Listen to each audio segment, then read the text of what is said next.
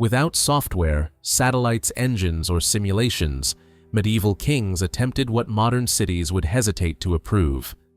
Today, a project like Windsor Castle would begin with AI models, geological scans, stress tests, supply chain forecasting, and years of contingency planning. Back then, there was none of that. Every decision was irreversible. Every mistake is permanent. The stone was moved by muscle. Measurements trusted the eye. Knowledge lived in memory, not databases. And yet the system worked for centuries.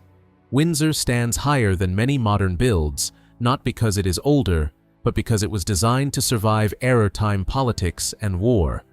In this video, with AI rebuilding every decision they could not calculate, we will walk through how medieval minds executed the impossible.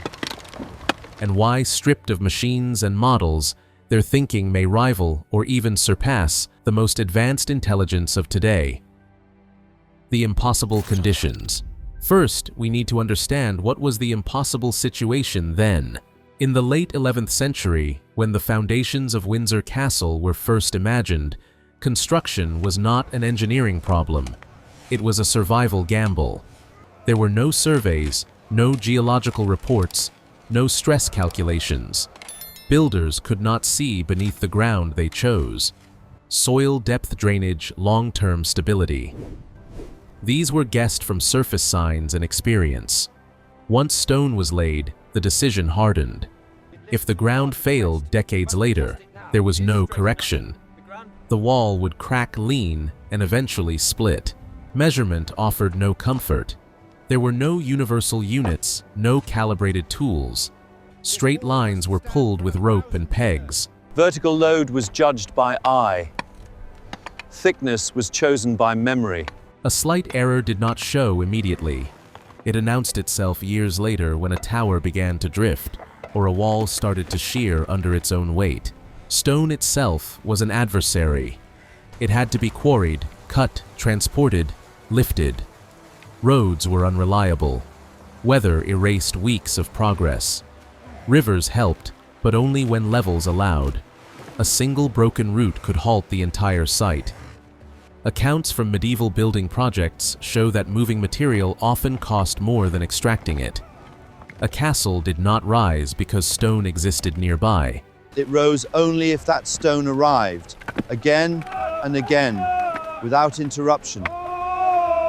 Labor was unstable. Skilled masons died left or were pulled away by war. Techniques lived in people, not manuals. When a master builder disappeared, knowledge vanished with him. Designs that depended on one set of hands risked collapse once those hands were gone. Construction also created exposure. A half-built fortification is weaker than open ground. Walls without height, gates without closure scaffolding where defenses should be, these were invitations. Rivals understood timing. They knew when stone replaced timber, when sections stood unfinished, when the site was most vulnerable. When the site was most vulnerable, time pressed from all sides. Mortar cured slowly. Winter stopped work. Political priorities shifted. Projects stretched across decades, often outliving the ruler who began them. Many medieval castles were never completed as planned. They were abandoned mid-logic. Stack these conditions together, and the conclusion is simple: this should not have worked. Not once. Not for centuries. The hill that thinks for them. But they did the impossible. There must be secrets here, right? It starts way back in the location. Long before walls, towers, or halls, the most decisive choice was already made. The site of Windsor Castle sits on a chalk ridge rising above the Thames floodplain. This was not an aesthetic decision. It was a reduction of risk. Chalk drains quickly. Water does not linger. Foundations settle instead of shifting. Without knowing soil mechanics by name, medieval builders selected ground that behaved predictably under weight. The hill stands high enough to dominate the river, but not on the riverbank itself.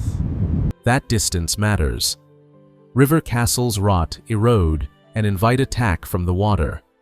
Windsor controls movement along the Thames without exposing its foundations to it. Barges can supply the site. Enemies cannot undermine it easily. The river becomes an asset, not a threat. Elevation solves another problem quietly: visibility. From this ridge movement is seen early. Patrols travel less. Watchtowers do not need to compensate for blind ground. Height replaces manpower. In a world where labor is unstable and costly, this matters more than ornament or scale. The distance to London is measured not symbolic, close enough for rapid royal access, far enough to remain secure during unrest. The castle is positioned to guard the western approaches without becoming dependent on the capital's safety. If London falters, Windsor still functions. If Windsor falls, London is already exposed. The relationship is asymmetrical by design. There is also continuity. The site lies within a former Saxon hunting ground, already associated with royal presence. This reduces friction. No new political meaning has to be imposed on the land. Authority does not arrive suddenly. It settles into a place already accustomed to it. Over time, this allows the site to evolve naturally from fortification to residence, without needing to be abandoned or rebuilt elsewhere. The hill shapes everything that follows. Roads approach where slopes allow.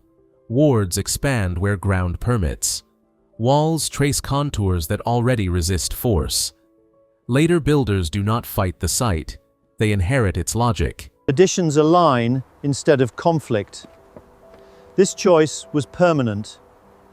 Once the hill was selected, every future decision followed its constraints. That is the point. The land removes uncertainty medieval builders could not calculate. The hill did half the thinking for them. What remained was building straight without the tools to prove it. Straight walls, no second chances. The land could forgive mistakes. The walls could not. Once construction began at Windsor Castle, accuracy stopped being a preference and became a condition for survival. A misjudged angle does not fail immediately. It holds. It settles.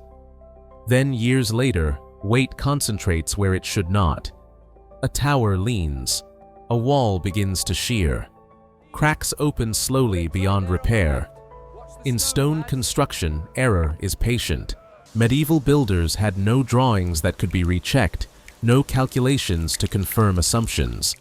There were no load tables, no stress margins. Vertical forces were not measured. They were remembered. A wall built too thin might stand through winter, then fail after one heavy season of rain. A foundation laid unevenly might support scaffolding, only to split once upper levels locked the load in place.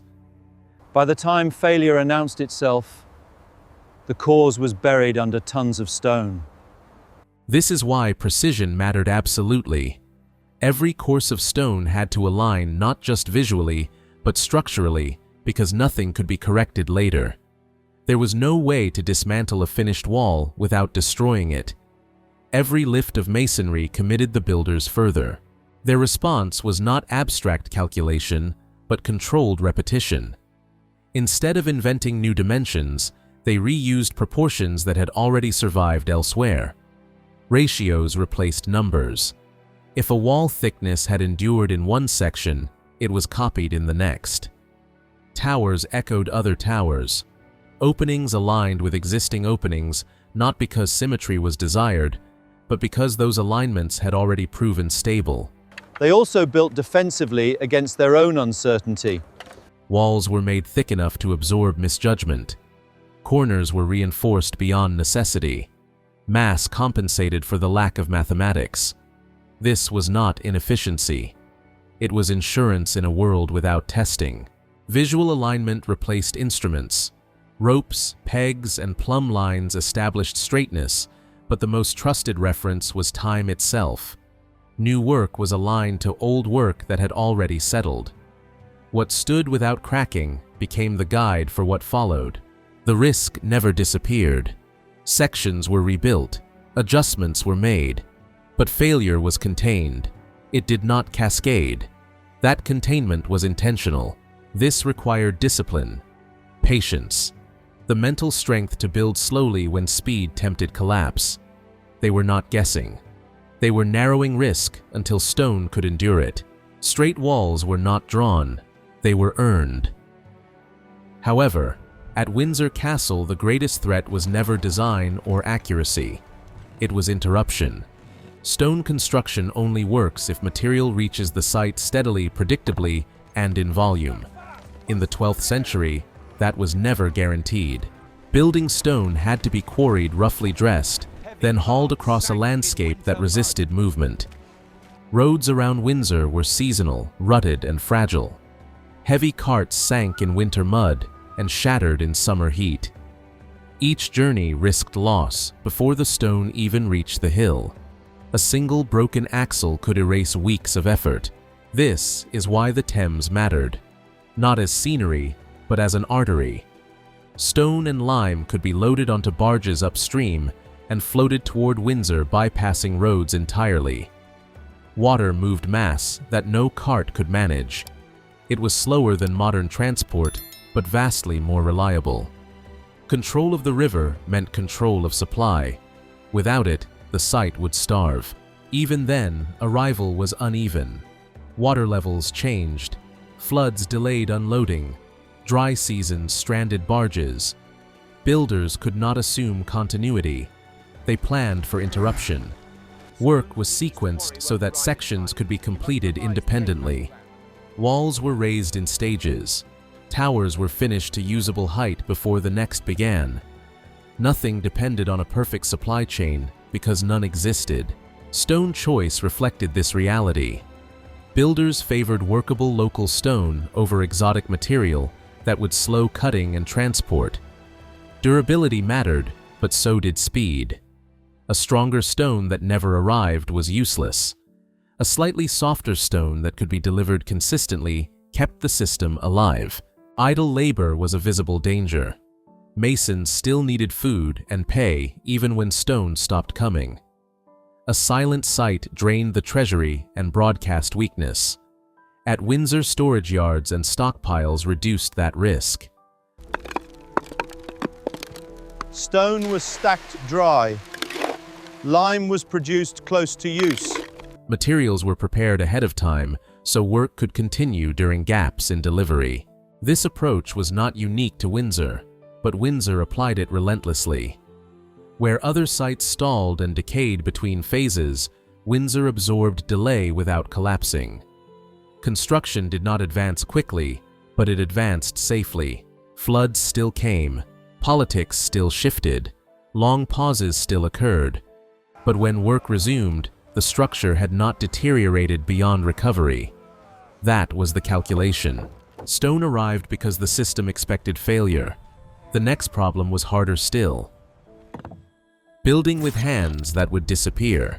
There's a hard truth: nothing in medieval construction was guaranteed to stay long enough to finish the job. The construction of Windsor Castle depended on people whose knowledge could not be stored, copied, or transferred cleanly. Medieval building skill lived inside individuals.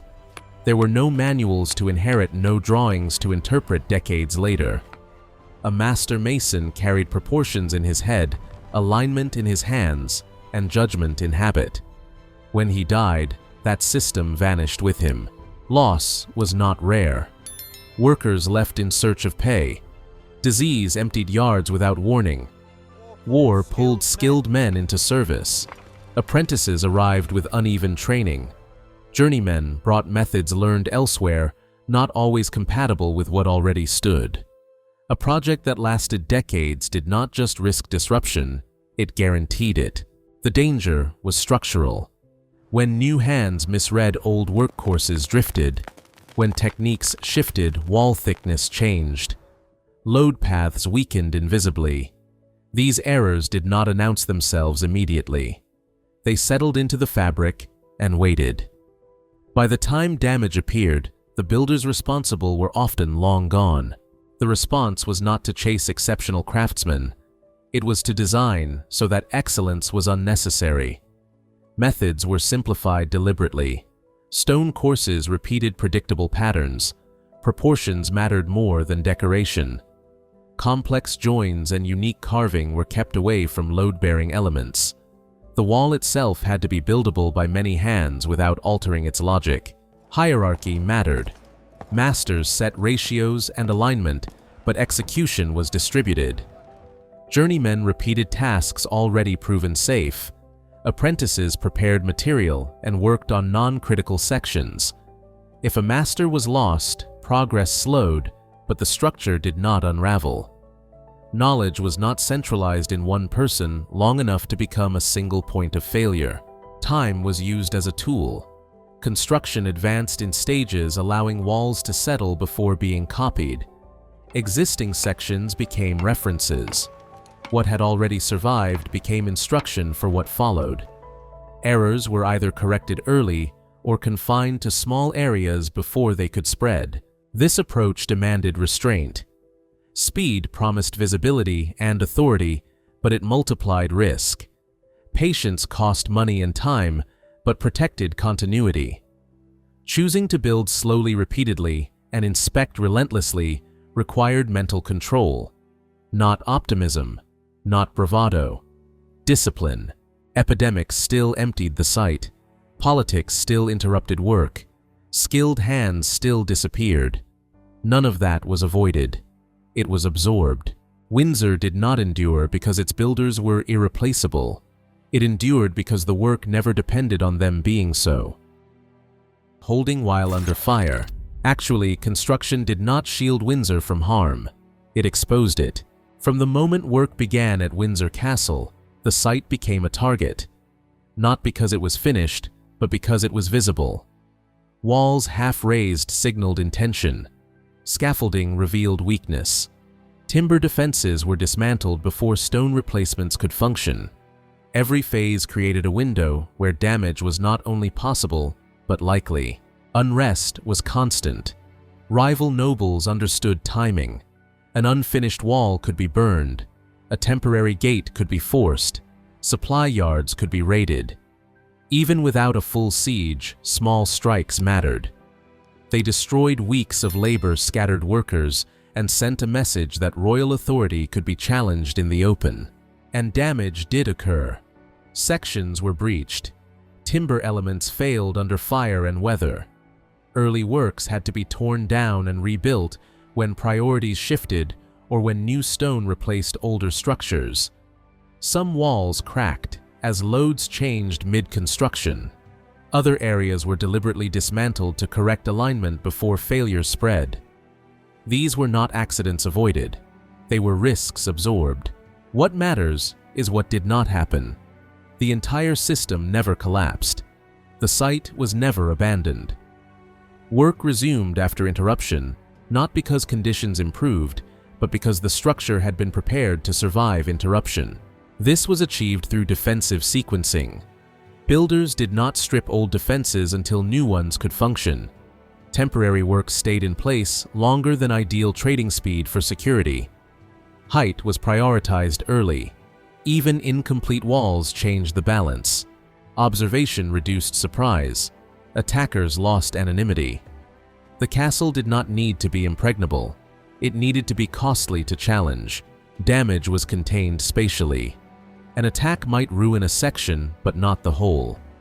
A burned palisade did not expose every approach. A damaged gate did not open the entire site.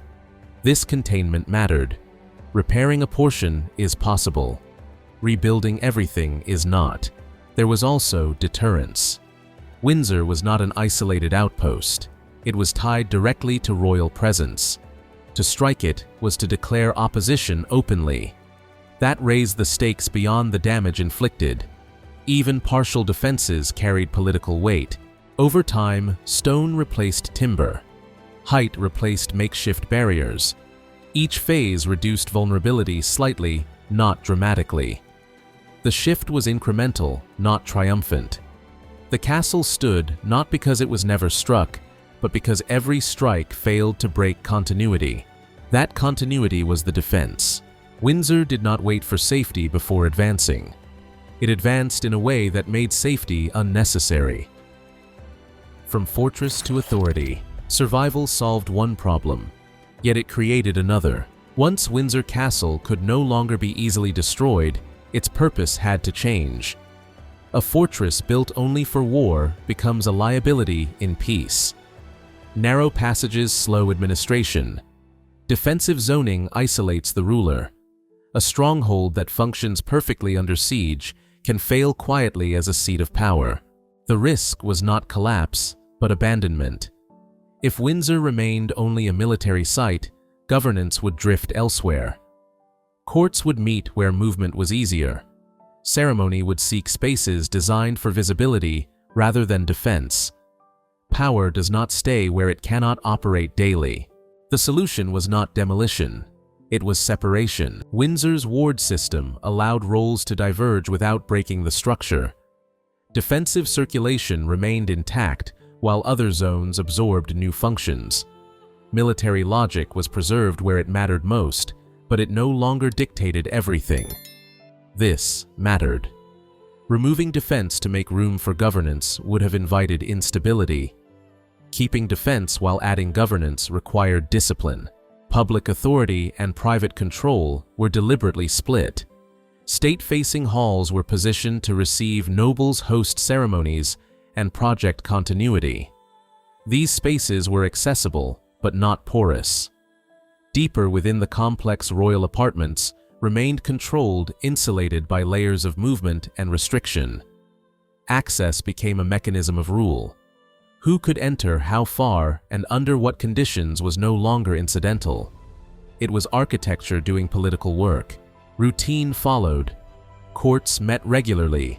Administrative tasks normalized. Windsor stopped being a place people feared approaching and became a place they were required to attend. This shift mattered more than decoration. A castle that hosts governance embeds authority into habit. Power stops arriving only in moments of crisis and starts existing every day. The architecture signaled permanence. Expansion in stone replaced the visual language of emergency. New halls and chambers did not erase the fortress. They sat within it. The message was not retreat from defense, but confidence in it. A ruler governing from behind walls does not signal fear if those walls no longer dominate behavior. This transition carried risk. More people meant more access. The ceremony created predictable moments. Residents invited plotting. The threats did not disappear. They changed shape. Windsor absorbed that change the same way it absorbed earlier ones. It did not trade security for comfort. It reorganized space so both could coexist. The castle learned how to rule without lowering its guard. The final question was whether that balance could survive time itself. Many structures last a century. Some last longer as ruins. Very few remain relevant. The final threat facing Windsor Castle was not invasion or rebellion, but time's slow administrative and indifferent. As warfare changed, stone walls lost their dominance. Gunpowder reduced height to liability. Siege logic shifted away from direct assault. At the same time, governance evolved. Power became more mobile. Courts moved. Bureaucracy centralized. Across England, castles that once mattered quietly emptied. Not destroyed. Simply bypassed. This is how most strongholds failed. They did not fall in fire. They fell out of use. Windsor avoided that fate by never locking itself into a final form. Its layout invited alteration. Separate wards allowed selective rebuilding without dismantling the whole. New structures could be added while old ones remained functional. No single wall or tower dictated how the rest must behave. This mattered. Rigid castles could not adapt without losing coherence. Windsor absorbed change without breaking it. More importantly, power never left the site. Windsor was not reduced to a symbol while governance moved elsewhere. Royal residence anchored maintenance relevance and attention. Where rulers lived, resources followed. Where resources followed, adaptation continued. When power stays, decay slows. Adaptation was incremental. Defensive spaces were repurposed rather than erased. Military routes became ceremonial circulation. Halls once designed for command became spaces for ritual and administration. The past was not denied. It was reused. Identity remained intact even as function shifted. Crucially, Windsor was never treated as finished. There was no completed state to preserve.